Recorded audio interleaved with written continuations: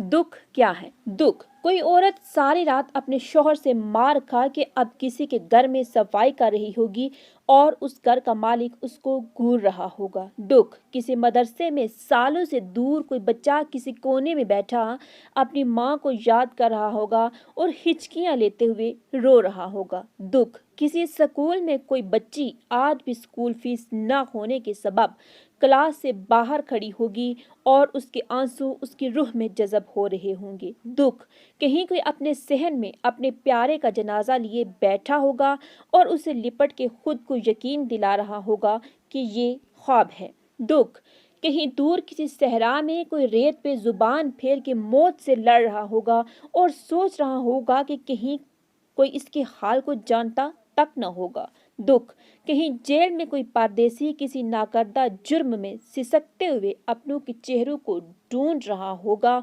और सोच रहा होगा कि उसकी फातिहा भी न होगी। दुख कहीं दूर किसी इमरजेंसी में अपने बाप के सरहाने खड़ा बच्चा अपनी शफकत का साया सर से उठते देख रहा होगा। दुख इस वक्त भी किसी गांव की डिस्पेंसरी में कोई माँ अपने लहते जिगर का सर गोद में रखे उसकी जिंदगी की सांसें गिन रही होगी। दुख कहीं कोई भूख से बिलक रहा होगा और कहीं कोई दर्द से चीख रहा होगा कि इसी का नाम नसीब है।